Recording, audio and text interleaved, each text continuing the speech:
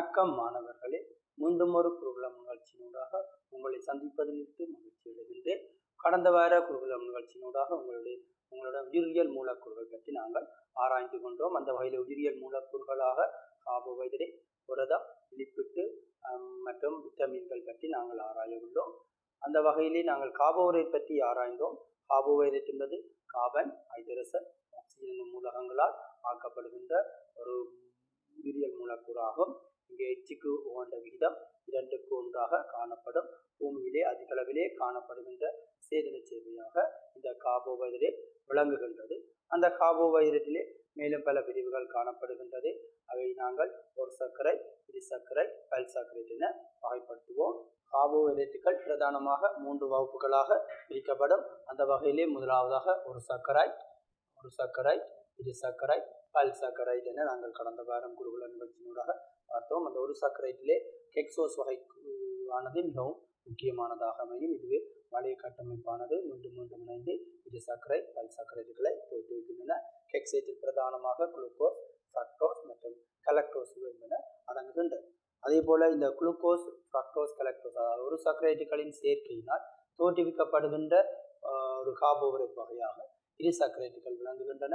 அவை C12H22O11 என்று நாங்கள் குறிப்பிடுகின்றோம். அதில் பிரதானமாக மோல்டோசு, சுக்ரோசு, லாக்டோசு அமைகின்றது. இங்கு மோல்டோஸ் ஆனது குளுக்கோஸ் பிளஸ் குளுக்கோஸ், அதாவது எல்லா இரு சர்க்கரைட்டுகளிலும் பிரதான ஒரு சர்க்கரைட்டாக குளுக்கோசு விளங்குகின்றது. ஆகவே மோல்டோஸ் என்பது குளுக்கோசு பிளஸ் குளுக்கோஸினால் ஆக்கப்பட்டது. சுக்ரோசு என்பது குளுக்கோஸ் பிளஸ் ஃப்ரக்டோஸினால் ஆக்கப்பட்டது. லாக்டோஸ் என்பது குளுக்கோஸ் பிளஸ் கலக்டோஸினால் தோற்றுவிக்கப்படுகின்றது.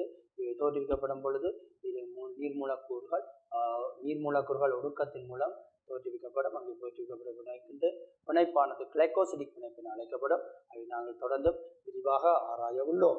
அதே போல இந்த ஒரு சர்க்கரைட்டுகள் சேர்ந்து தோற்றுவிக்கின்ற ஒரு மாமூலக்கூறுகளாக நாங்கள் உயிரியல் பல்பகுதியமாகவும் அவற்றை சொல்லுகின்றோம். அவ கார்போஹைட்ரேட்டிலே உயிரியல் பல்பகுதியமாக விளங்குவது பல் சர்க்கரைட்டுகளாகும். அந்த பல் சர்க்கரையின் அடிப்படை அலகாக C6H10O5 என்கின்ற அடிப்படை அலகு மீண்டும் இணைந்து கிளைகோசிடிக் பிணைப்புகள் மூலம் இணைந்து தோற்றுவிக்கின்ற உயிரியல் மூலக்கூறாக இந்த பல் சர்க்கரை. அவற்றுக்கு உதாரணமாக நாங்கள் இங்கு மாப்பொருள், செல்லுலோசு, கிளைகோஜன் பற்றி அறிந்தவிட அரை செல்லுலோசு, பெக்டின், கெமிசெல்லுலோஸ், கைட்டின் போன்றவைகளும் கார்போஹைட்ரேட்டில் அடங்குகின்ற ஒரு பல் சர்க்கரைட்டுகளாக அமையும். இன்னும் எங்களுடைய தொழில்நுட்பவியலுக்கான விஞ்ஞானம் பாடத்திலே பிரதானமாக நாங்கள் மாப்பொருள், செல்லுலோசு, கிளைகோஜன் பற்றியே ஆராய உள்ளோம். ஆகவே இந்த கார்போஹைட்ரேட்டுகளில் பிரதானமாக ஒரு சர்க்கரை, பல் சர்க்கரை பிரித்தோம். அந்த ஒரு சர்க்கரைட்டானது மேலும் வகைப்படுத்தப்படும். இவற்றை நாங்கள் எளிய அந்த தனி வெள்ளங்கள் என அழைப்போம். எளிய வெள்ளங்கள் எனவும் குறிப்பிடப்படுகின்றது. இங்கு கார்பன் அணுக்களுக்கு ஏற்ப ட்ரையோஸ், டெட்ரோஸ், பென்டோஸ், கெக்சோஸ் என வகைப்படுத்தப்படும். ட்ரையோஸாக கிளிசரல்டியேட் அதாவது கிளிசரோல் என நாங்கள் குறிப்பிடுகின்றோம். அதே போல டெட்ரோஸ், எரித்ரோஸ், அதே போல பென்டோஸ், ரைபோஸ், டிஆக்சிரைபோஸ் நியூக்ளிக் அமிலங்களில் கட்டமைப்பு கூறாக காணப்படுகின்ற ஒரு வெள்ளமாக இந்த டிஆக்சிரைபோஸ் மற்றும் ரைபோஸ் வெள்ளம் காணப்படுகின்றது. ரைபோஸ் வெள்ளத்தினால் ஆக்கப்படுகின்ற நியூக்ளிக் அமிலம் RNA எனவும், டிஆக்சிரைபோஸ் வெள்ளத்தினால் ஆக்கப்படுகின்ற உயிரியல் மூலக்கூறு DNA எனவும் அழைக்கப்படும். அதே போல கெக்சோஸ் மிகவும் முக்கியமானதாகும். அங்கே குளுக்கோசு, ஃப்ரக்டோசு, கலக்டோஸ் என 3 வகைப்படுத்தப்படுகின்றது. அடுத்ததாக கார்போஹைட்ரேட் இந்த கட்டமைப்பு அலகாக இந்த ஒரு சர்க்கரைட்டுகள் விளங்குகின்றது. இவை பொதுவாக எளிய வெள்ளங்கள் எனப்படும். மொனோசர்க்கரைட் என்பது எளிய வெள்ளம். எனவே அதை நீப்பகுப்பு அடைவது இல்லை. மொனோசர்க்கரைட்டுகள் நீப்பகுப்பு அடைவதில்லை. இவற்றின் இயல்புகளாக பளிங்குருவாக காணப்படும். குளுக்கோஸை நாம் வைத்திருப்பீர்களான மாணவர்களே, குளுக்கோஸ் ஆனது பளிங்குருவாக காணப்படும். நீரிலே கரையக்கூடியது, அதே போல இனிப்புச்சுடையது. அதுவே ஒரு சர்க்கரைட்டுகளின் இயல்பாக காணப்படுகின்றது. அவை குளுக்கோசு பிரதானமாக காணப்படுவது குளுக்கோஸ் பழுத்த பழங்கள் தேனிலே காணப்படுகின்றது. மாப்பொருள் அடங்கிய வெள்ளங்கள் உணவு சமன்பாடு அடையும் பொழுது பெறப்படுவது, நீப்படையும் பொழுது இறுதி விளைபொருளாக இந்த குளுக்கோஸ் பெறப்படும். குளுக்கோஸாக தெரிஞ்சப்பட்டு குருதியுடன் சேர்க்கப்படுகின்ற எனவே இதை நாங்கள் குருதி வெள்ளம் எனவும் அழைக்கின்றோம். தாவரத்தன் ஒளித்தொகுப்பின் விளைபொருளாக பிரதான விளைபொருளாக வருவது இந்த ஒளித்தொகுப்பாகும். எனவே இந்த ஒளித்தொகுப்பின் குளுக்கோஸ் ஆகும். இந்த குளுக்கோஸ் ஆனது அங்கிகளுக்கான உணவாக விளங்குகின்றது. அவை பிரதானமாக இந்த ஒளித்தொகுப்பு செயல்முறையின் முதல் விளைபொருளாக விடுவிக்கப்படுவது குளுக்கோஸ். அது பிறகு சுக்ரோஸாக மாற்றப்பட்டு பின்னர் மாப்பொருளாக மாற்றப்பட்ட பின்னர் இலைகளில் சேமிக்கப்படும். மாப்பொருளாக சேமிக்கப்பட்ட குளுக்கோஸ் பிறகு சுக்ரோஸாக மாற்றப்பட்டு உரியத்தினூடாக கடத்தப்படுகின்றது. அதே போல கலச்சுவாசத்தின் போது குளுக்கோஸ் உடைக்கப்பட்டு ஏடிபி சக்தி விடுவிக்கப்படுகின்றது. அதே போல அடுத்ததாக ஃப்ரக்டோஸ் அதிகளவிலே பழுத்த பழங்களிலே காணப்படும். தேன், இனிப்பு, பூசணி, கரட்டிலே அதிகளவிலே காணப்படுவது இந்த ஃப்ரக்டோஸ் ஆகும். பல வெள்ளம் எனவும் அழைக்கப்படும். காய்கள் பழுக்கும் போது ஃப்ரக்டோஸாக உருவாகிறது. இனிப்புச்சுவை கூடிய ஒரு சர்க்கரைட்டாக இந்த ஃப்ரக்டோஸ் விளங்குகின்றது. அடுத்தது கலக்டோஸ், பால் உற்பத்தி உணவுகள் லக்டோஸின் சமீபாட்டு விளைவுகள் ஒன்றாகும். இனிப்புச்சுவை அற்ற. அடுத்ததாக எளிமையான மொனோசாக்கரைட்டு குளுக்கோஸ் ஆகும். இந்த குளுக்கோஸ் தான் பல்சாக்கரைட் மற்றும் மிடிசாக்கரைட்டை தோற்றுவிப்பதற்காக விளங்குகிறது. இதை நாங்கள் 2 விதமான கட்டமைப்புகளாக, ஒன்று நேரிய சங்கிலியாகலாம், திறந்த சங்கிலிகளாகவும், அடுத்தது வளைய சங்கிலிகளாகவும் நாங்கள் ஆராயலாம். அந்த வளைய சங்கிலிகளே மீண்டும் இணைந்து பல்சாக்கரைட்டுகளை தோற்றுவிக்கின்றது. குளுக்கோஸில் 6 கார்பன் மூலக்கூறு உள்ளன என்பதையும் அதிலே ஒவ்வொரு கார்பனுக்கு மூலக்கூறுகளும் ஆல்கஹால் கூட்டம், அதாவது ஆல்கஹாலின் OH கூட்டம் ஆனது காணப்படும். ஒரு அந்தத்தில் CH2OH கூட்டம் அல்லது கீட்டோன். அப்போ இது அல்டோஸ் சுகர்ஸ் அல்லது கீட்டோஸ் வகைக்குரியதாக காணப்படும். நாங்கள் அவற்றின் கட்டமைப்புகள் வரும்பொழுது அவற்றை விரிவாக ஆராயலாம். அல்டிஹைட் கூட்டத்தினால் தோற்றுவிக்கப்படுவது அல்டோஸ் சுகர் எனவும், கீட்டோஸ் கூட்டத்தை கொண்ட வெள்ளத்தினால் தோற்றுவிக்கப்படுவது கீட்டோஸ் வெள்ளம் எனவும் அழைக்கப்படும். இங்கே தரப்பட்ட கட்டமைப்பானது ஒரு சர்க்கரைட்டுகளின் கட்டமைப்பாகும். இங்கே டி குளுக்கோஸ், அதாவது குளுக்கோஸின் திறந்த சங்கிலி கட்டமைப்பு இங்கே தரப்படுகின்றது. திறந்த சங்கிலி, ஓப்பன் செயின் சங்கிலி. இங்கு டி குளுக்கோஸ், அதே போல குளுக்கோஸினுடைய 2 கட்டமைப்புகள் தரப்படுகிறது. மாணவர்களே, குளுக்கோஸ் ஆனது இவ்வாறு இந்த ஓப்பன் செயின் ஆனது இந்த ஆக்சிஜனில் உள்ள தனிச்சோர் இலத்திரன்கள் இந்த கார்பனை தாக்குவதன் மூலம் இந்த வளைய கட்டமைப்புகள் தோற்றுவிக்கப்படும். ஆகவே இங்கே அந்த ஆக்சிஜன் அணு மீண்டும் இந்த ஆக்சிஜன் அணுவானது கார்பன் அணுவுடன் இணைக்கப்படும். இங்கு ஆக்சிஜன் அணுவானது OH கூட்டமாக மாற்றப்படும். அந்த முதலாவது கார்பனில் OH கூட்டம், அதாவது இது முதலாவது கார்பன். இந்த கார்பனில் ஐதரசனும் இந்த ஆக்சிஜன் ஆனது பிறகு ஐதரசன் அணுவாக மாற்றப்படும், OH கூட்டமாக மாற்றப்படும். ஆகவே முதலாவது கார்பன் 2, 3, 4, 5, 6வது கார்பன் இடையிலே பெறப்படும். ஆகவே இது வளையக்கணு 1, 2,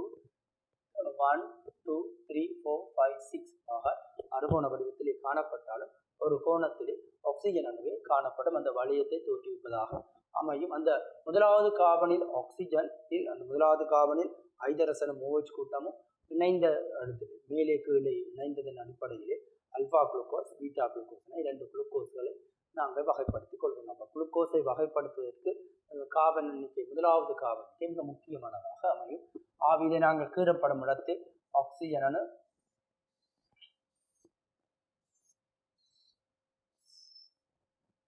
இந்த ஆக்சிஜன் அணு மணிக்கூட்டு திசையிலே நாங்கள் நம்பரிடும் பொழுது முதலாவது கார்பன், 2வது கார்பன், 3வது கார்பன், 4வது கார்பன், 5வது கார்பன், 6வது கார்பனாக அமையும்.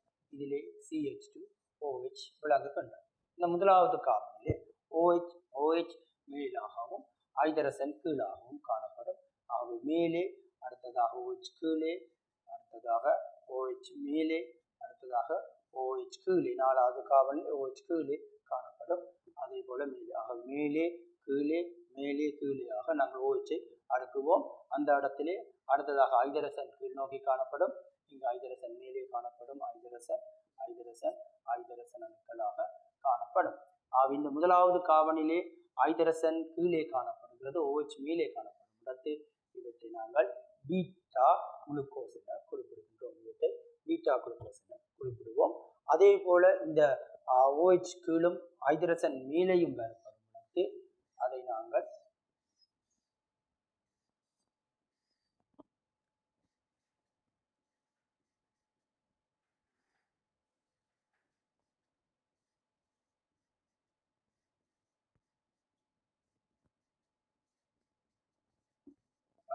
இங்கே முதலாவது கார்பனில் ஐதரசன் அணு மேலும் OH அணு கீழையும் காணப்படுகின்றது.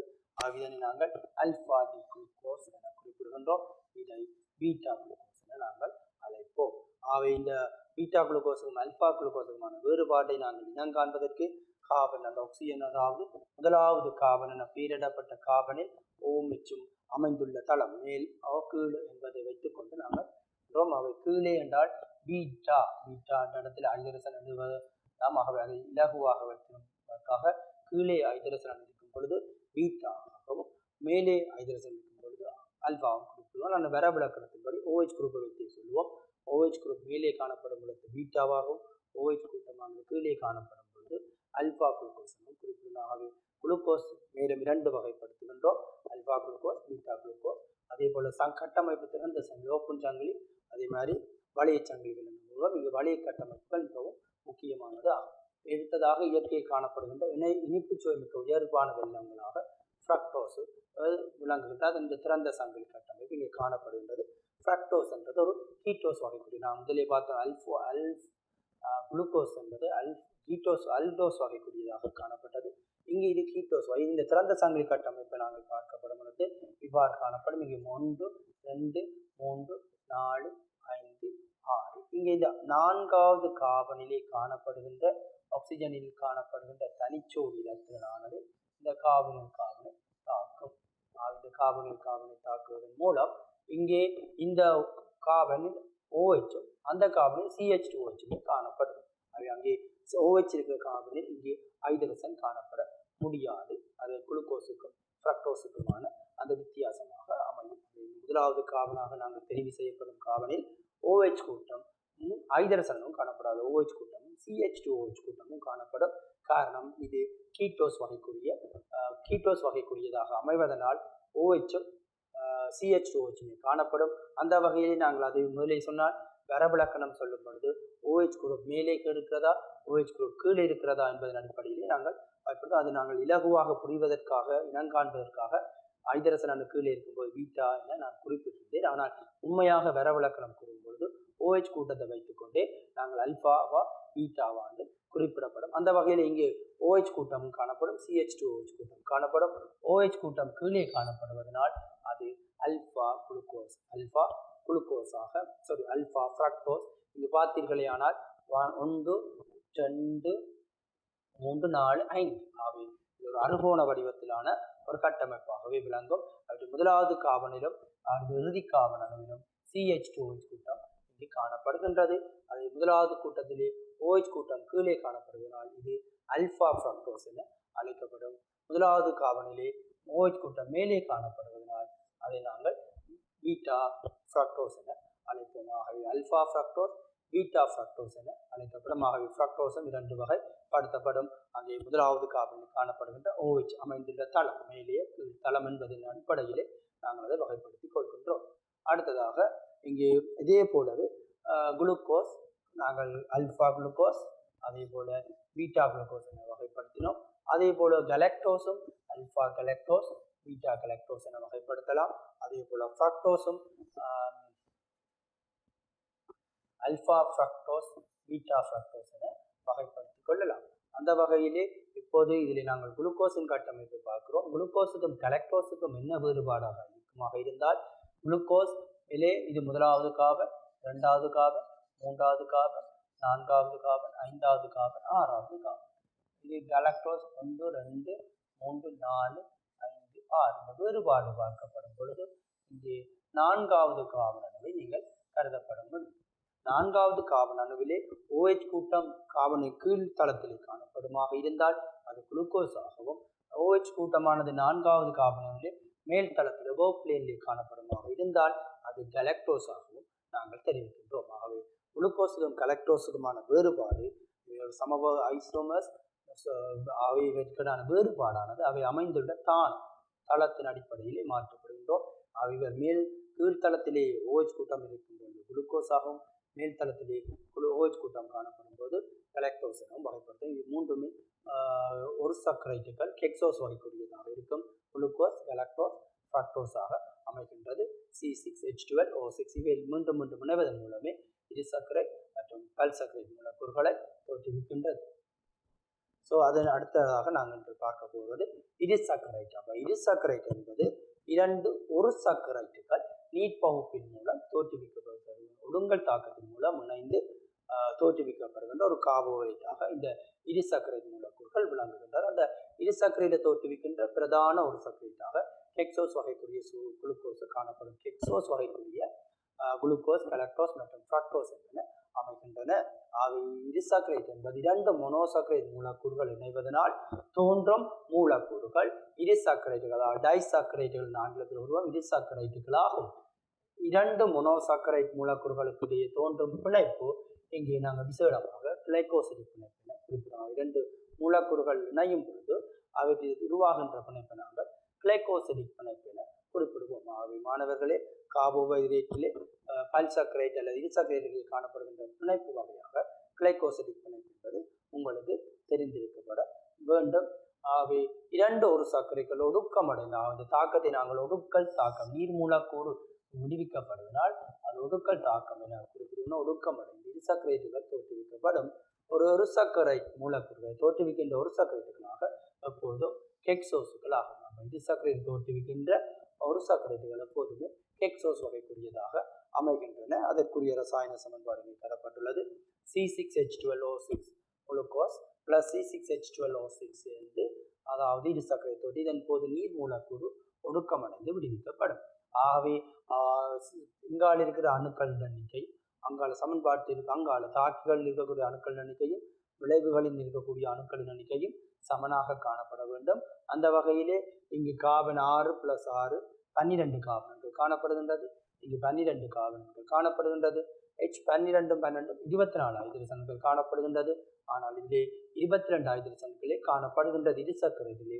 காரணம், அவை இணையும் பொழுது ஒரு நீர் மூலக்கூறு தோற்றுவிக்கப்படும். ஒரு நீர் மூலக்கூறிலே 2 ஹைட்ரஜன் அணுக்கள் காணப்படுவதனால் 24 2 ஹைட்ரஜன் அணுக்கள் கழிக்கப்படும் இடத்து அந்த இருசர்க்கரைட்டிலே காணப்படுகின்ற ஹைட்ரஜன் அணுக்கள் 22 அமையும். அதே போல ஆக்சிஜன் 12 ஆக்சிஜன் காணப்படும். அந்த 12 ஆக்சிஜனில் இருந்து நாங்கள் ஒரு ஆக்சிஜனை கழிக்கப்பட வேண்டும். காரணம், அந்த ஆக்சிஜனானது நீர் மூலக்கூறிலே காணப்படுகின்றது. ஆகவே ஒட்டுமொத்தமாக இந்த இருசர்க்கரைட் மூலக்கூறுகளின் சூத்திரமாக கார்பன் 12 H22 O11 அமையும். கார்பன் 12 H22 O11 அமையும் இந்த இருசர்க்கரைட் மூலக்கூறுகளின் சூத்திரமாகும். இவை இணையும் பொழுது உருவாக்கப்படுகின்ற பிணைப்பு கிளைகோசிடிக் பிணைப்பு ஆகும். கிளைகோசிடிக் பிணைப்பு ஆகும். ஆகவே இந்த இருசர்க்கரைட்டுகளின் இயல்புகளாக நாங்கள் பார்க்கும் பொழுது இவற்றின் இயல்புகளாக என்றால் நீங்கள் உங்களுக்கு தெரிந்த சுக்ரோஸ், அதாவது சீனி தெரியும், அனைவருக்குமே சீனி தெரிந்திருக்கும். அவை சீனியினுடைய இயல்பு என்னவாக இருக்குதோ அதுவே இருசர்க்கரை இயல்புகளாக நாங்கள் இலகுவாக ஞாபகப்படுத்திக் கொள்ளலாம். அவை சீனியானது இலகு பளிங்குருவாக காணப்படும், நீரிலே கரையும், இனிப்பு சுவையுடையது.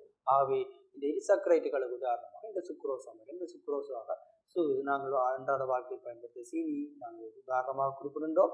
ஆகவே சீனி பளிங்குருவாக காணப்படும், நீரில் கரையக்கூடியது மற்றும் இனிப்பு சுவையாக காணப்படும். ஆகவே நீரில் கரையக்கூடியவை, இனிப்பு சுவையுடையவை மற்றும் பளிங்குரு வடிவத்தில் கொண்டவர்களாக காணப்படும். இது பிரதானமாக 3 வகைப்படுத்தப்படுகின்றது. ஒன்று மோல்டோஸ், அடுத்தது கலக்டோஸ் மற்றும் சுக்ரோஸ் என நாங்கள் 3 வகைப்படுத்திக் கொள்கின்றோம். இந்த 3 வகைக்கும் காரணம் என்னவென்றால் இணைகின்ற ஒரு சர்க்கரைட்டுகள் இணைவினை பொறுத்து இந்த 3 வகைகளாக நாங்கள் இருசர்க்கரைட்டை பயன்படுத்துகின்றோம். எல்லா இருசர்க்கரைட்டுகளிலும் நான் ஏற்கனவே கூறியுள்ளேன், எல்லா இருசர்க்கரைகளும் அடிப்படையாக காணப்படுவது குளுக்கோஸ் மூலக்கூறு ஆகும். குளுக்கோஸ் மூலக்கூறு எல்லா இருசர்க்கரைட்டுகளிலுமே காணப்படும். அங்கே சுக்ரோஸ் ஆக இருந்தால் குளுக்கோஸும் ஃப்ரக்டோஸும் காணப்படும். மோல்டோஸ் ஆக இருந்தால் குளுக்கோஸும் மீண்டும் இன்னொரு குளுக்கோஸ் மூலக்கூறுனையும், லாக்டோஸ் ஆக இருந்தால் மீண்டும் குளுக்கோஸ் கலக்டோஸ் உருவாகும். அதுக்குரிய சொற்சமன்பாடு இங்கே தரப்பட்டுள்ளது. முதலாவது குளுக்கோஸும் இணைந்து மோல்டோஸும் நீரும் தோற்றுவிக்கப்படும். அவற்றின் இரசாயன சமன்பாடு பொதுவானதாகவே இருக்க போகின்றது. காரணம் C6H12O6 ஏற்கனவே பார்த்துள்ளோம். C6H12O6 சேர்ந்து C12H22O11 பிளஸ் ஒரு நீர் மூலக்கூறுகளும் விடுவிக்கப்படும். ஆக C6H12O6 பிளஸ் C6H12O6 சேர்ந்து குளுக்கோஸும் நீரும் விடுவிக்கப்படும். ஆகவே குளுக்கோஸ் பிளஸ் குளுக்கோஸ் மோல்டோஸும் நீரும் விடுவிக்கப்படுகின்றது. அதே போல குளுக்கோஸ் பிளஸ் ஃப்ரக்டோஸும் சேர்ந்து சுக்ரோஸும் நீர் மூலக்கூறுகளும் விடுவிக்கப்படுகின்றது. அதே போல குளுக்கோஸும் கலக்டோஸும் சேர்ந்து லாக்டோஸும் நீர் மூலக்கூறுகளும் விடுவிக்கப்படுகின்றது. ஆகவே இருசர்க்கரைகள் பிரதானமாக நாங்கள் 3 வகைப்படுத்துகின்றோம். இணைகின்ற குளுக்கோஸின் அடிப்படையில் இணைகின்ற ஒரு சர்க்கரையின் வகையின் அடிப்படையில் 3 வகைப்படுத்துகின்றோம். அதில் முதலாவதாக மோல்டோஸை பற்றி நாங்கள் பார்க்கலாம். இந்த மோல்டோஸ் ஆனது முளைக்கும் வித்துக்களில் அதிக அளவிலே காணப்படுகின்றதாகவே இவற்றை நாங்கள் தானிய வெள்ளம் எனவும் அழைக்கின்றோம். மோல்டோஸ் ஆனது அதிக அளவிலே இந்த முளைக்கும் வித்துக்கள் கடலை, பயறு, கவுப்பி போன்றவற்றிலே அதிக அளவிலே காணப்படுவதாக இந்த மோல்டோஸ் விளங்குகின்றது. குளுக்கோஸும் பிளஸ் குளுக்கோஸும் சேர்ந்து உருவாகின்ற ஒரு சர்க்கரை மூலக்கூறு. இது 2 குளுக்கோஸ் மூலம் இணைந்து மோல்டோஸ் உருவாகும். Glucose plus glucose, maltose plus நீர். மாப்பொருளை நீரேற்றும் போது தோன்றும் இடைவிளைவு, அதாவது நாங்கள் மாப்பொருள் சமன்பாடு ஏற்படும் பொழுது முதலாவதாக நாங்கள் உணவு கால்வாய் தொழிலை நாங்கள் சோறு அல்லது கிழங்கு வகையில் உட்கொள்ளும் பொழுது எங்களுடைய உணவு கால்வாய் தொழிலை மாப்பொருள் உணவு செல்லும் அடையும். அந்த மாப்பொருள் உணவு வாய்க்குழியிலே செல்லும் பொழுது அங்கே வாய்க்குழியிலே சுரக்கின்ற அமிலேசு நொதியம் அல்லது தாய்லின் என்கின்ற நொதி நாங்கள் பிறகு நொதியம் என்கின்ற பாடத்தினூடாக ஆராய்வோம். அந்த வாய்க்குழியிலே நொதியம் அமிலேசு அல்லது தாய்லினின் நொதி தொழிற்பாடு காரணமாக வாய்க்குழியிலேயே சமிபாடு ஆரம்பிக்கும். எங்களுடைய உணவு கால்வாய் தொகுதியில் வாய்க்குழியிலேயே சமிபாடு ஆரம்பிக்கப்படுகின்றது. வாய்க்குழியில் நடக்கின்ற சமிபாடாக இந்த மாப்பொருள் விளங்குகின்ற இந்த மாப்பொருளை சமிபாடு அடைவதற்காக உமிழ்நீர் சுரப்பியின் மூலம் சுரக்கப்படுகின்ற நொதியமாக இந்த அமிலேசு அல்லது தாய்லின் நொதியம் சுரக்கப்படுகின்றது. அந்த நொதியத்தின் தொழிற்பாடு காரணமாக மாப்பொருளானது மோல்டோஸாக உடைக்கப்படும். ஆகவே மாப்பொருள் இனிப்பு சுவை அற்றது நாங்கள் பார்க்கலாம். ஆகவே இங்கே உடைக்கப்பட்டு விடுவிக்கப்படுகின்ற மோல்டோஸ் ஆனது இனிப்பு சுவையுடையதாக காணப்படும். ஆகவே முதலாவதாக வாய்க்குழியிலே சமிபாடு நடக்கிறது. அது மாப்பொருள் முதலில் உடைக்கப்படுவது மோல்டோஸாக, அந்த மோல்டோஸை பிறகு உடைக்கப்படுவது குளுக்கோஸாக உடைக்கப்பட்டு இறுதி ஈட்டு விளைபொருளாக மாற்றப்படும். மாப்பொருளை நீரேற்றும் போது தோன்றும் இடைவிளைவாக இந்த இடைவிளைவாக மோல்டோஸ் விளங்குகின்றது. காரணம் மோல்டோஸ் பிறகு நீப்படைந்து குளுக்கோஸை தோற்றுவிப்பன. அதை நாங்கள் இடைவிளைவு என குறிப்பிடுகின்றோம். ஈட்டு விளைவு என்ற இடைவிளைவு என நாங்கள் குறிப்பிடுகின்றோம். அடுத்ததாக சுக்குரோசு. சுக்குரோசு மிக முக்கியமானதாக காணப்படுகின்றது. அதிக அளவில் பரவலாக பயன்படுத்தப்படுகின்ற ஒரு சேதன சேர்வையாக விளங்குவதும் இந்த சுக்குரோசு ஆகும். சுக்குரோசு வெள்ளை சிவப்பு சீனியில் கரும்பு, பீட்ரூட், சில பழங்களிலும் உரிய சாற்றிலும் காணப்படும். நான் ஏற்கனவே மாணவர்களே கூறியுள்ளேன், இந்த ஒளித்தொகுப்பின் முதல் விளைபொருளாக குளுக்கோஸ் காணப்படும். இந்த குளுக்கோஸ் ஆனது மீண்டும் மாப்பொருளாக மாற்றப்பட்டு இலைகளில் சேமிக்கப்படும். பிற மாப்பொருளானது குளுக்கோஸாக மாற்றப்பட்டு தான் உரியத்தினூடாக கொண்டு செல்லப்படும். உரியத்தினூடாக கொண்டு செல்லப்பட்டு இனிய தாவரங்களில் களங்களுக்காக வழங்கப்படுகின்றது. ஆக உரியத்தினூடாக உணவு கொண்டு செல்லப்படும் வடிவமாகவும் இந்த சுக்குரோசு விளங்குகின்றது. அதை விட இதை நாங்கள் அன்றாட வாழ்க்கையில் பயன்படுத்துகின்ற சீனியிலே அதிக அளவிலே காணப்படும். சீனி உற்பத்தியானது கரும்பில் இருந்து பெறப்படுவதால் கரும்பிலே அதிக அளவிலே காணப்படுகின்றது. பீட்ரூட்டிலும் அதிக அளவிலே காணப்படுகின்றது. பொதுவாக உணவானது மாப்பொருள் வடிவிலேயே சேமிக்கப்படுகின்றது. ஆனால் இந்த கரும்பு, பீட்ரூட் போன்றவற்றிலே உணவானது சுக்ரோஸ் வடிவத்திலேயே சேமிக்கப்படுகிறது. அதனால் அந்த வகையிலேயே சுக்ரோஸ் ஆனது இந்த கரும்பு, பீட்ரூட் போன்றவற்றிலே அதிக அளவிலே காணப்படுகின்றது. முக்கியமாக உரிய சாற்றிலும் அந்த சுக்ரோஸ் வடிவத்திலே கடத்தப்படுகின்றது. ஃப்ரக்டோஸ் மூலக்கூறு குளுக்கோஸ் மூலக்கூறு இணைந்து சுக்ரோஸ் உருவாக்கும். ஃப்ரக்டோஸ், குளுக்கோஸ், சுக்ரோஸ் இனிப்பு சுவையுடையது. இந்த ஃப்ரக்டோஸ் ஆனது தாழ்த்தா வெல்லம் எனவும் அழைக்கப்படும். காரணம் ஃப்ரக்டோஸ் கீட்டோஸ் வகைக்குரிய சுவராகும். அவை இந்த குளுக்கோஸ் ஃப்ரக்டோஸாக மாற்றும் ஃப்ரக்டோஸில் தோற்றுவிக்கப்படுவதால் இந்த சுக்ரோஸ் ஆனது தாழ்த்தா வெல்லம் எனவும் அழைக்கப்படுகின்றது. அடுத்தது லாக்டோஸ், பால் உற்பத்தி பொருட்களில் அதிக அளவிலே பயன்படுத்த, அதாவது பால் மில்கிலே அதிக அளவிலே காணப்படுகின்ற வெல்லமாக காணப்படுவது இந்த பாலாகும். லாக்டோஸ் ஆகும். பால் உற்பத்தி பொருட்களிலே அதிக அளவிலே காணப்படும். நாங்கள் ஏற்கனவே படித்துள்ளோம், சாக்லேட், தயிர், சீஸ் போன்றவற்றிலே லாக்டோஸ் வெல்லம் மிக முக்கியமானதாக அமைகின்றது. ஆகவே இந்த பால் உற்பத்தி பொருட்களிலே இந்த லாக்டோஸ் வெல்லம் காணப்படுகிறது. இந்த லாக்டோஸ் வெல்லமானது கலக்டோஸ் மூலக்கூறு ஒன்று குளுக்கோஸ் மூலக்கூறு சேர்ந்து லாக்டோஸுவை உருவாக்கும். ஆகவே கலக்டோஸும் குளுக்கோஸும் ஒடுக்கமடைந்து லாக்டோஸ் மீதும் பெறப்படுகின்றது. தாவரங்களில் காணப்படாத வெல்லம் இதுவாகும். இந்த லாக்டோஸ் தாவரங்களில் காணப்படாது, தாவரங்களிலே காணப்படாத வெல்லமாகும். இனிப்பு சுவை குறைந்த வெல்லமாகவும் இது காணப்படுகின்றது. பாலில் உள்ள லாக்டோஸ் 100% அமைப்பானது 4 தொடக்கம் 6 வீதமாகவும், தாய்ப்பாலில் உள்ள லாக்டோஸின் சதவீதமானது 6 வீதம் தொடக்கம் 7 வீதமானது தாய்ப்பாலிலே காணப்படுகின்றது. உதாரணமாக இந்த எவ்வாறு இந்த இருசர்க்கரை மூலக்கூறுகள் தோற்றம் பெறுகின்றது என்பது பற்றி நாங்கள் மாணவர்களை இப்போது ஆராய போகின்றோம். அந்த வகையிலே முதலாவதாக மோல்டோஸ் உருவாகின்றன. மோல்டோஸ் ஆனது அல்ஃபா குளுக்கோஸும் இன்னொரு அல்ஃபா குளுக்கோஸும் சேர்ந்து இந்த மோல்டோஸ் உருவாகின்றது. எவ்வாறு உருவாகும் என்பது நாங்கள் பார்ப்போம். ஆவி மாணவர்களே, இந்த குளுக்கோஸ் மூலக்கூறு எவ்வாறு தோற்றம் பெறுகின்றன என்பதை பற்றி நாங்கள் இப்போது ஆராயலாம். இது ஒரு குளுக்கோஸ் மூலக்கூறு. இது முதலாவது கார்பன்.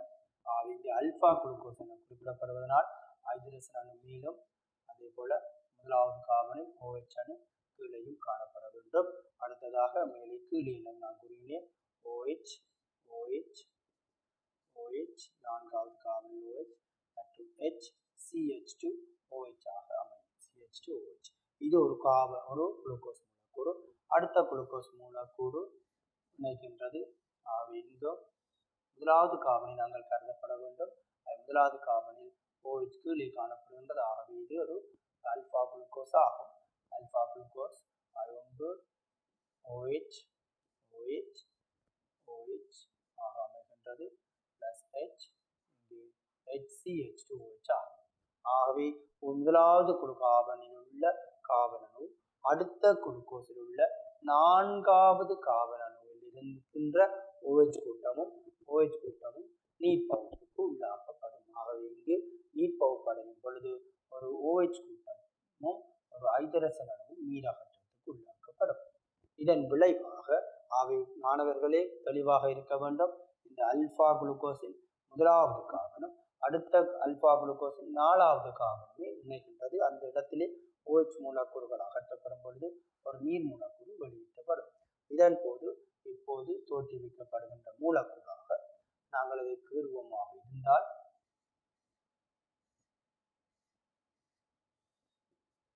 முதலாவது கார்பனில் உள்ள O நாலாவது கார்பனில் உள்ள O இணைக்கப் போகின்றது. இந்த பிணைப்புக்கு நாங்கள் வைக்கப்படுகின்ற பேரானது இப்போது ஒரு புதிய ஒரு பிணைப்பு தோற்றுவிக்கப்படுகின்றது. அந்த பிணைப்பானது அல்பா குளுக்கோஸ் இணைந்தபடியால் அல்பா என நீங்கள் குறிப்பிடப்பட வேண்டும்.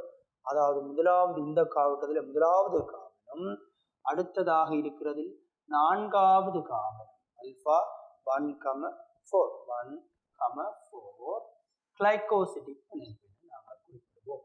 ஆகவே அந்த மாணவர்கள் இது ஒரு கிளைகோசிடிக் பிணைப்பு. அந்த கிளைகோசிடிக் பிணைப்பு நாங்கள் குறிப்பிடப்படும் இடத்து அது இணைந்தது அல்பா குளுக்கோஸாக இருக்கும் பட்சத்தில் அல்பா, அதாவது கார்பன் எண்ணிக்கை 1, முதலாவது கார்பனில் இணைக்கப்பட்ட குளுக்கோஸ் அல்பா குளுக்கோஸாக விளங்குவதனால் அல்பா 1,4 அல்பா 1,4 கிளைகோசிடிக் பிணைப்பு நாங்கள் குறிப்பிடுகிறோம். கிளைகோசிடிக் பிணைப்பு ஆகவே அல்பா 1,4 கிளைகோசிடிக் பிணைப்பு என அழைக்கப்படும். மோல்டோஸ் மூலக்கூறுகள் 2 அல்பா குளுக்கோஸுகள் இணைக்கப்படுவதனால் அங்கு தோன்றுகின்ற பிணைப்பானது அல்பா கிளைகோசிடிக் பாண்ட் என நாங்கள் குறிப்பிடுகின்றோம்.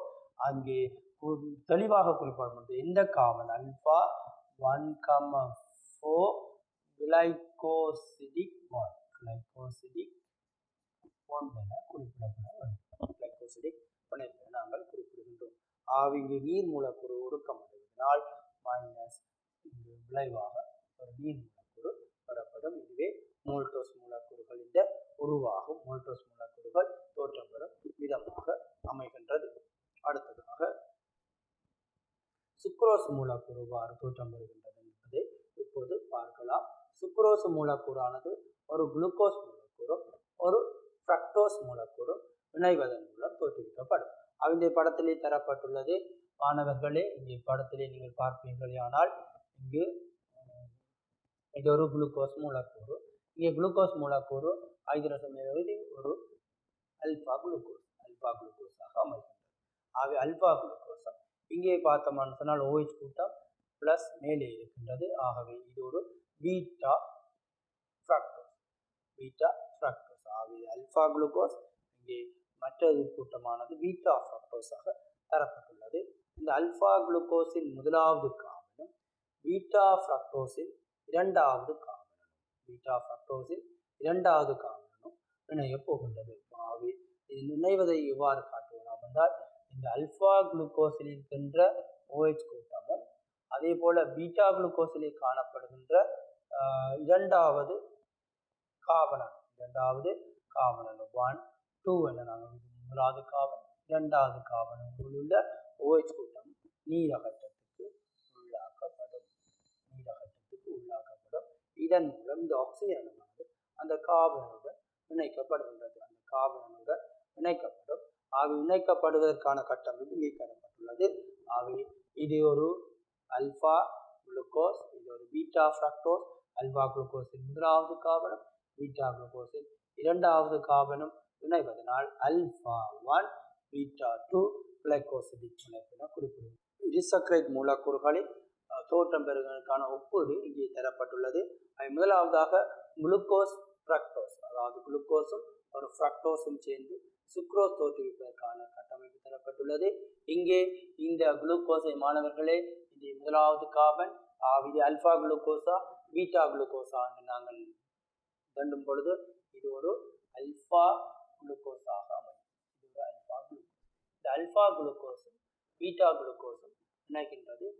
இந்த அல்பா குளுக்கோஸும் இங்கே காணப்படுகின்ற இந்த குளுக்கோஸ் ஆனது அல்பா குளுக்கோஸாக அமைகின்றது. இந்த அல்பா குளுக்கோஸும் இணைந்து கிளைகோசிடிக் பிணைப்பின் மூலம் ஒரு சுக்ரோஸ் மூலக்கூறு தோற்றுவிக்கப்படுகின்றது. இது ஒரு சுக்ரோஸ் மூலக்கூறு ஆகும். அல்பா குளுக்கோஸ் அல்பா ஃப்ரக்டோஸும் இணைந்து இந்த சுக்ரோஸ் மூலக்கூறை தோற்றுவிக்கின்றது. அடுத்ததாக இங்கே பார்த்தோம்னா 2 குளுக்கோஸ் மூலக்கூறுகள் காட்டப்பட்டுள்ளது. இந்த குளுக்கோஸும் அல்பா குளுக்கோஸாக அமையும். காரணம் OH கூட்டம் கீழே காணப்படுகின்றது. ஆகவே இது ஒரு அல்பா குளுக்கோஸ் ஆகும். ஆகவே இங்கே காரணம் இதுவும் ஒரு அல்பா குளுக்கோஸ் ஆகும். காரணம் OH கூட்டம் கீழே காணப்படுகின்றது. 1 2 3 4 இங்கே முதலாவது காபனும் இந்த நாலாவது காபனும் நீர்ப்பகுப்பு அடைந்து தோற்றுவிக்கப்படுவதனால் இந்த பிணைப்பானது alpha 1,4 கிளைகோசிடிக் பிணைப்பு அழைக்கப்படும். அதை நாங்கள் மோல்டோஸ் என அழைக்கின்றோம். குளுக்கோஸ் 2 குளுக்கோஸ் மூலக்கூறு இணைகின்றது. மாணவர்கள் இங்கே முதலாவது காபனின் முதலாவதாகவும் அந்த குளுக்கோஸின் நாலாவது காபனும் இணைக்கப்படுகிறது. இது ஒரு அல்பா குளுக்கோஸ். ஆகவே alpha 1,4 கிளைகோசிடிக் பிணைப்பின் மூலம் இந்த மோல்டோஸ் மூலக்கூறு தோற்றுவிக்கப்படுகின்றது. அடுத்ததாக நாங்கள் கலக்டோஸை எடுத்துக்கொண்டோமாக இருந்தால் இங்கே கலக்டோஸ் மாணவர்களை இங்கே முதலாவது காபன் பார்த்தீர்களானால் OH கூட்டம் மேலே காணப்படுகிறது, ஹைட்ரஜன் கீழே காணப்படுகிறது. ஆகவே இது ஒரு கலக்டோஸ். அதே போல இந்த நாலாவது காபனில் OH அணு மேலே காணப்படுகின்றது. நாலாவது காபனிலே OH அணு மேலே காணப்படும் போது அது கலக்டோஸ் என நான் இதிலே குறிப்பிட்டுள்ளேன். இது ஒரு கலக்டோஸ் மூலக்கூறு. கலக்டோஸிலும் இது ஒரு பீட்டா கலக்டோஸ் ஆகும். காரணம் முதலாவது காபல் ஹைட்ரஜன் கீழே அல்லது OH கூட்டம் மேலே இருப்பது. அதே போல இது ஒரு குளுக்கோஸ் மூலக்கூறாகும். இந்த குளுக்கோஸ் ஆனது அல்பா குளுக்கோஸ் ஆகும். இந்த நாலாவது காபன் இந்த கலக்டோஸின் முதலாவது காபனும் இணைகின்றது. ஆகவே பீட்டா 1,4 கிளைகோசிடிக் பிணைப்பு லாக்டோஸின் முதலாவது காபன். ஆகவே பீட்டா 1,4 கிளைகோசிடிக் பிணைப்பின் மூலம் இங்கே லாக்டோஸ் மூலக்கூறு தோற்றுவிக்கப்படுகின்றது. அடுத்ததாக நாங்கள் பல்சக்கரைட்டுகள் பற்றி ஆராயலாம். பல்சக்கரைட்டுகள் என்பது பல ஒரு சர்க்கரைட்டுகள் மீள இணைந்து தோற்றுவிக்கப்படுகின்ற ஒரு மாமூலக்கூறுகளாகும். இவை உயிரியல் பல்பகுதியங்கள் எனவும் நாங்கள் அழைக்கின்றோம். மாமூலக்கூறுகள் உயிரியல் பல்பகுதியங்கள் எனவும் நாங்கள் இவற்றை அழைக்கலாம். ஆகவே பல ஒரு சர்க்கரைட்டுகள் ஒடுக்கம் அடைந்து பல்சக்கரை உருவாக்கப்படும். பல ஒரு சர்க்கரை அதாவது வளைய கட்டமைப்புகள் மீண்டும் இணையும். இதன் போது நீர் மூலக்கூறுகள் இழக்கப்படும். அதே போல கிளைகோசிடிக் பிணைப்பின் மூலம் தோற்றுவிக்கப்படுகின்ற ஒரு மாமூலக்கூறுகளாகும். இந்த பல்சக்கரை இயல்புகளாக இனிப்பு சுவையற்றவை பளிங்குருவற்ற சேர்வைகளாகும். பொதுவாக நீரிலே கரையாதவை. மாப்பொருள் பொதுவாக நீரிலே கரையாதவை, இனிப்பு சுவை அற்றவை, பளிங்குருவாக காணப்படாது. அதே போல நீரில் கரைதிறன் குறைந்தவை. இவை கிளை கொண்டதாகவும் அல்லது கிளைகளற்ற சங்கிலி அமைப்பு. இது ஒரு பல்பகுதியம், உயிரியல் பல்பகுதியம். கிளைகள் கொண்டதாகவும் அமையலாம் அல்லது கிளைகள் அற்றதாகவும் அமையலாம்.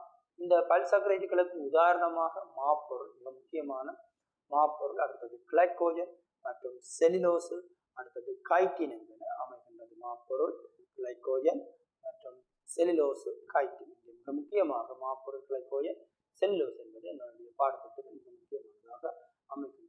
அந்த வகையில் இந்த பல்சக்கரைட்டுகள் காணப்படும் இடம் பிளஸ் அவற்றின் இயல்புகளை பார்த்தோம்னா முதலாவது செல்லுலோஸ்.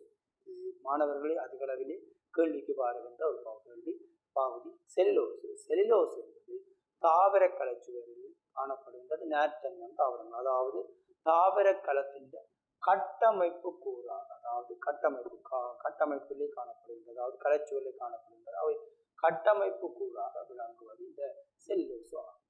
செல்லுலோசு ஆவி அது தாவர கலைச்சுவரில் அதிக அளவில் காணப்படுகின்றது. இது பொதுவாக குளுக்கோஸ் மூலக்கூறுகள் பல சேர்ந்து இந்த செல்லுலோசு மூலக்கூறுகளை சேர்த்து உருவாக்கும். குளுக்கோஸ் மூலக்கூறுகள் பல சேர்ந்து செல்லுலோசு உருவாக்கப்படும். மனிதனின் சமன்பாட்டு தொகுதியிலே இந்த குளுக்கோஸ் சமன்பாடு அடைவதில்லை. இது ஒரு கடந்த கால வினாத்திலும் இது கேட்கப்பட்டுள்ளது, மாதிரி வினாத்தாள்களிலும் இது கேட்கப்பட்டுள்ளது. மனிதனுடைய சமன்பாட்டு தொகுதியிலே செல்லுலோசு சமன்பாடு அடைவதில்லை. ஆனால் செல்லுலோசு உணவுகள் மனிதர்கள் உட்கொள்ள வேண்டும். செல்லுலோசு உணவுகள் மனித சமன்பாட்டிலே சமன்பாடடையாவிட்டால் எங்களுக்கு தேவையான சக்தி அந்த உணவிலிருந்து நாங்கள் பெற்றுக்கொள்ள முடியாது. ஆனாலும் எங்களுடைய உணவிலே செல்லுலோஸ் அடங்கிய உணவுகள் காணப்பட வேண்டும்.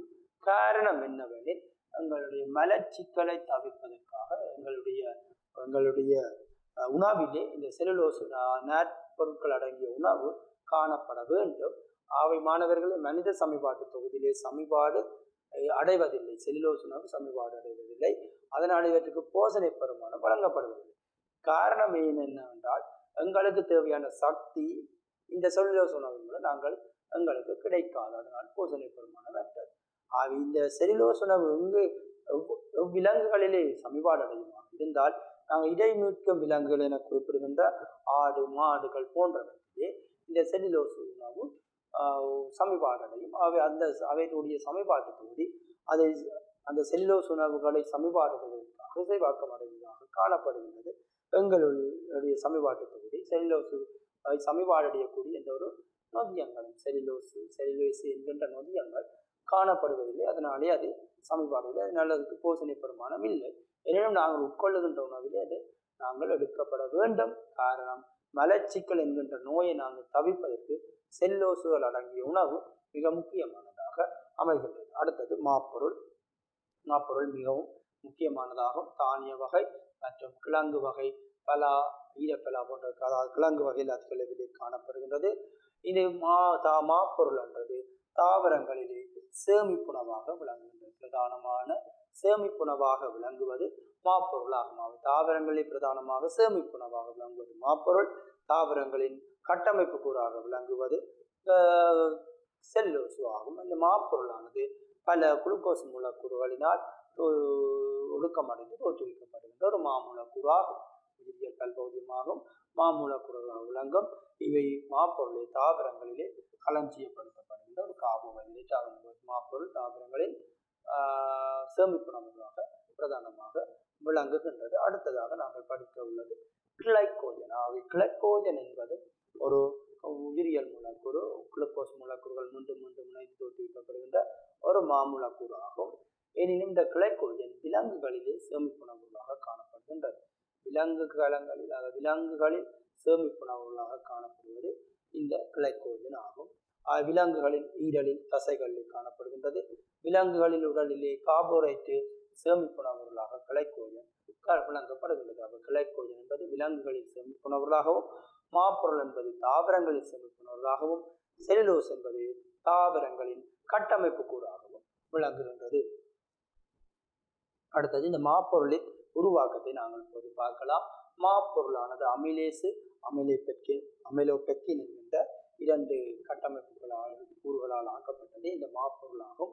அந்த மாப்பொருளில் முதலாவதாக நாங்கள் அமிலேசு பற்றி ஆராயலாம். அமிலேசு என்பது குளுக்கோஸ் மூலக்கூறுகள் 200க்கும் மேற்பட்டவை காணப்படுவதற்கு நாங்கள் அமிலேசு அது அல்பா கிளைகோசிடிக் பிணைப்புகளால் இணைந்து உருவாகும் நேர்கோட்டு பல்பகுதியமாகும்.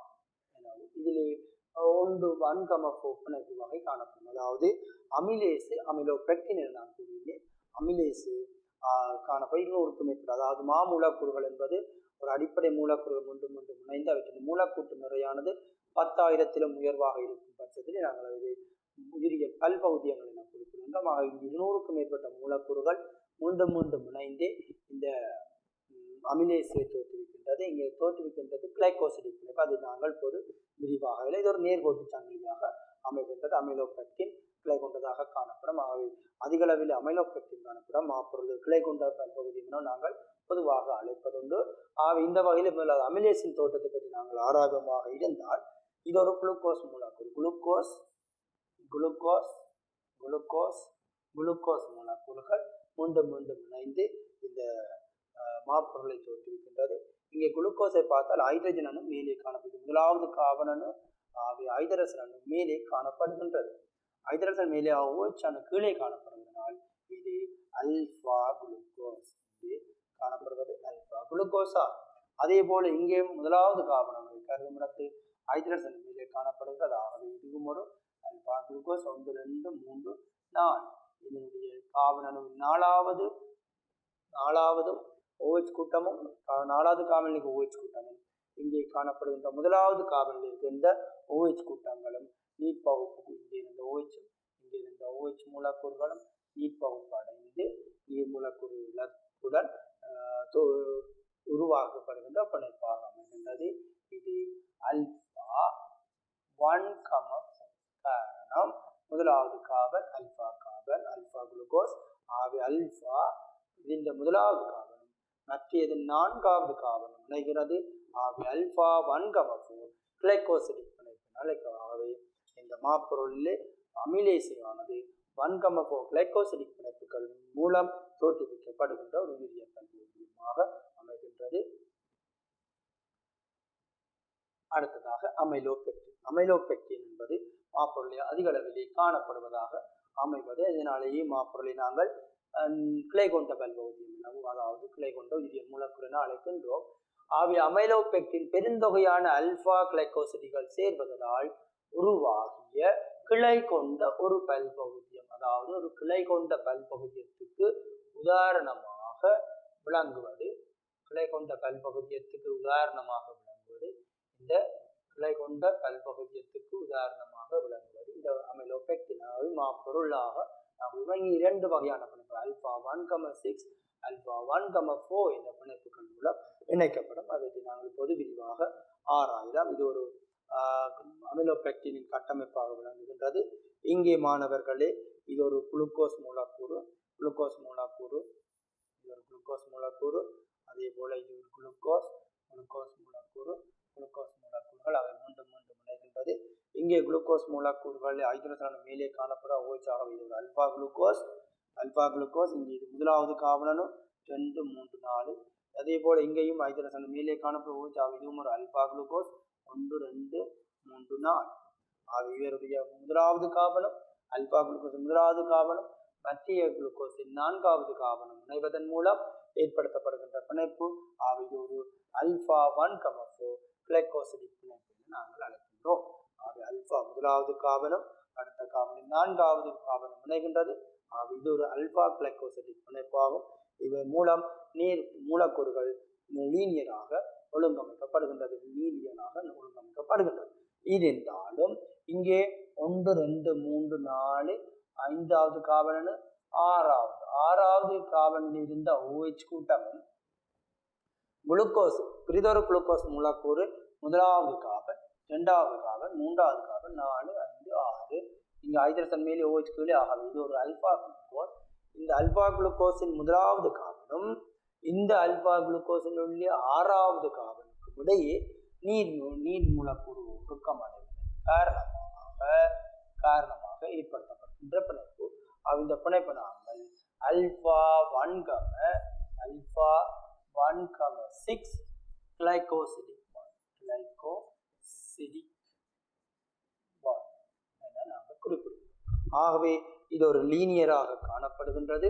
அதில் ஒரு பிரான்ச்சாக கிளைகளாக இங்கே அல்பா 1, கிளைகோசிடிக் பிணைப்புகள் உருவாக்கப்படுகின்றது. ஆகவே இது ஒரு கிளை கொண்ட பல்பகுதியமாக அமைலோபெக்டின் என்பது கிளை கொண்டதாக காணப்படும்.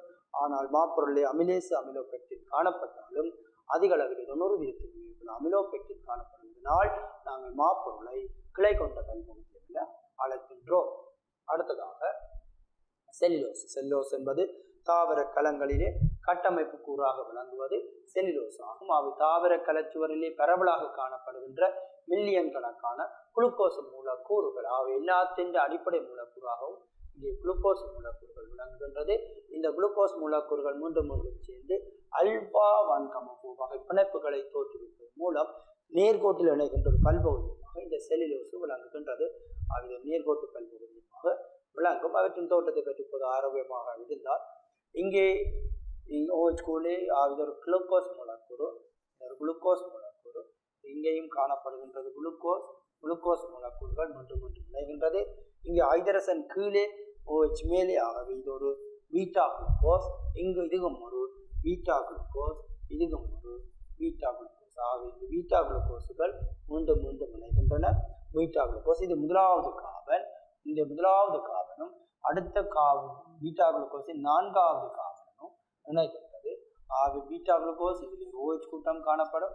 அதே போல இங்கே ஒரு OH கூட்டம் காணப்படும். இந்த OH கூட்டங்கள் அதாவது நாங்கள் தெரிவிக்கலாம் மாணவர்களே, பீட்டா குளுக்கோஸ். ஆகவே இங்கே ஒரு OH கூட்டம் காணப்படும்.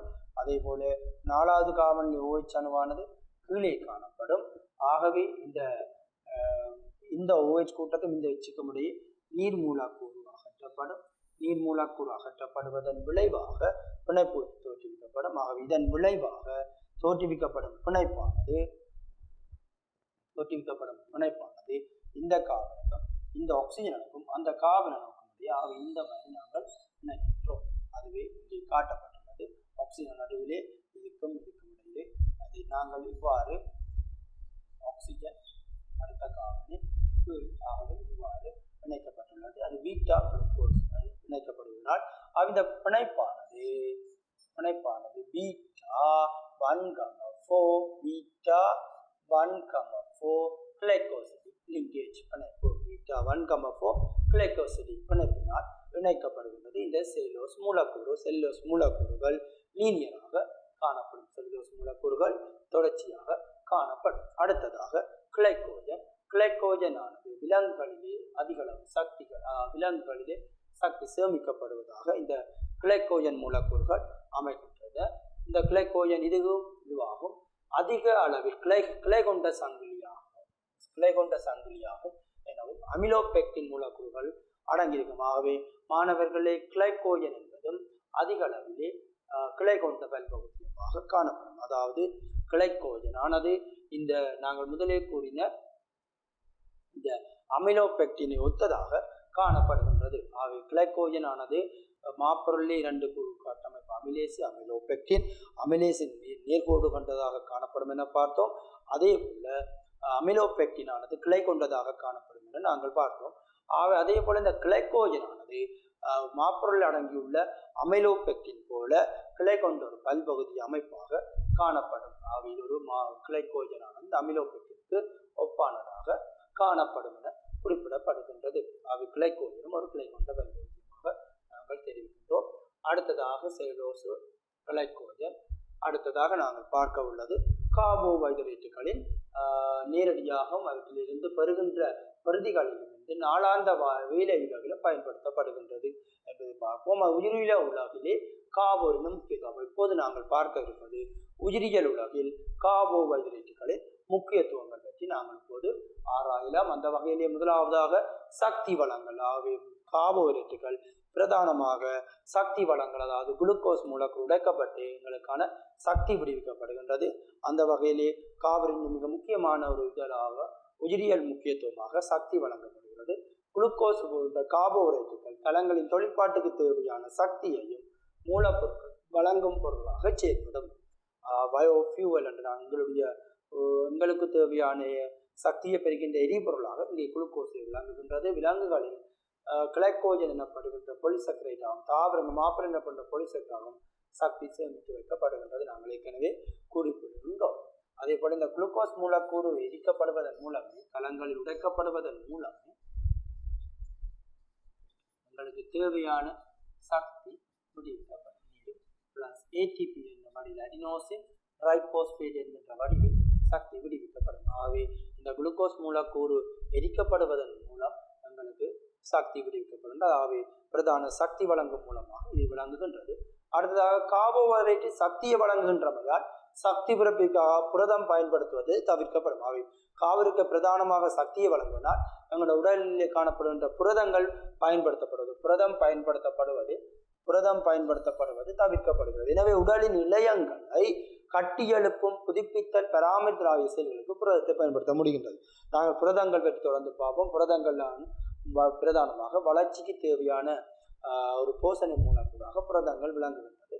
ஆகவே கார்போஹைட்ரேட் நாங்கள் உணவிலே கார்போஹைட்ரேட்டுகள் அதிக அளவிலே சக்தியை வழங்குவதற்காக பயன்படுத்துவதனால் நாங்கள் எடுக்கின்ற புரதங்கள் இந்த இழையங்களை கட்டி எழுப்புதல், புதுப்பித்தல், பராமரித்தல் போன்ற செயற்பாடுகளிலே ஈடுபடுவதற்கு இந்த கார்போஹைட்ரேட்டுகள் முக்கியமாக விளங்குகின்றன.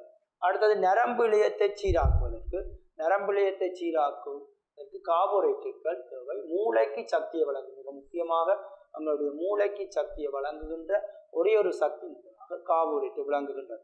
கார்போஹைட்ரேட்டுகள் மூளைக்கு சக்தியை வழங்குகின்ற ஒரு பிரதான சக்தி மூலங்களாக இந்த கார்போஹைட்ரேட்டுகள் விளங்குகின்றன. அடுத்ததாக சில கார்போஹைட்ரேட்டுகள் உடலில் உணவு சமன்பாட்டிற்கு துணையாகும் பாக்டீரியாக்களின் வளர்ச்சியை தூண்டும். ஆகவே உணவு சமன்பாட்டினை சீராக வைத்திருப்பதற்காகவும் உணவை சமன்பாடடைய செய்வதற்காகவும் இந்த கார்போஹைட்ரேட் உணவுகள் மிக முக்கியமானதாக அமைகின்றது.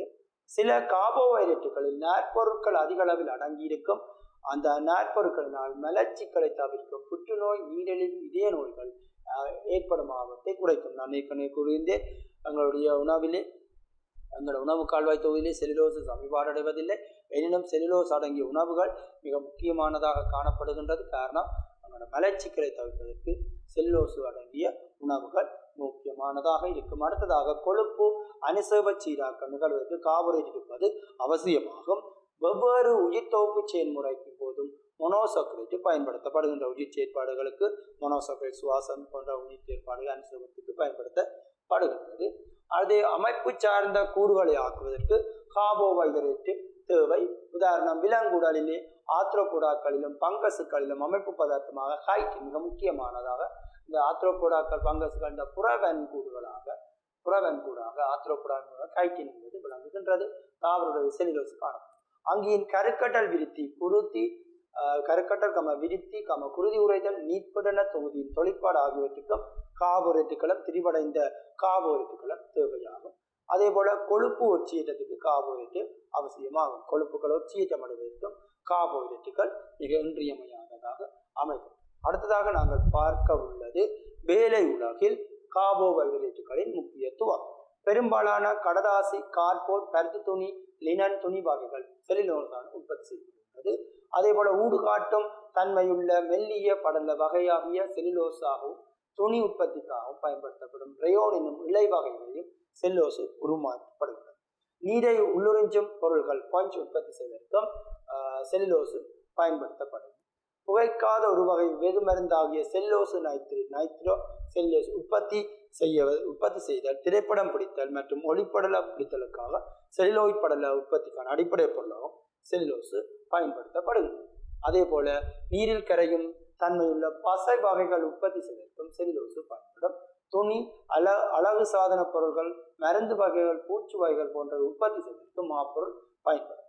உயிரியல் முறையில் பிரிந்தழியும் பிளாஸ்டிக், பொதியீடு பொருள்கள், அச்சுக்கள் போன்ற மீளப்பிறப்பிக்கத்தக்க பொருள்கள், மூலப்பொருட்கள் உற்பத்தி செய்வதற்கும் மாப்பொருள் பயன்படும். ரயோன் போன்ற செயற்கை நார் வகைகள் உற்பத்தி செய்வதற்கும் கார்போஹைட்ரேட்டுகள் பயன்படுத்தப்படும். உதாரணம், செல்லுலோஸ். குறிப்பாக செலோபன் போன்ற மெல்லிய பாதுகாப்பு தாள்கள் உற்பத்தி செய்வதற்காகவும் செல்லுலோஸ் பயன்படும். காயமாறிய பின்னர் சுயமாகவே பிரிந்தழிய தன்மையுடைய சத்திரக சிகிச்சை நூல்கள் உற்பத்தி செய்வதற்கும் செல்லுலோஸ் பயன்படுத்தப்படுகின்றது. உதாரணம், கைட்டினா. ஆகிய மாணவர்களை இதுவரையிலும் நாங்கள் கார்போஹைட்ரேட்டுகள் பற்றி ஆராய்ந்தோம். மீண்டும் அடுத்த குருகுலம் நிகழ்ச்சியினூடாக உங்களை சந்திப்பதிலிருந்து விடைபெறுகிறேன். நன்றி, வணக்கம்.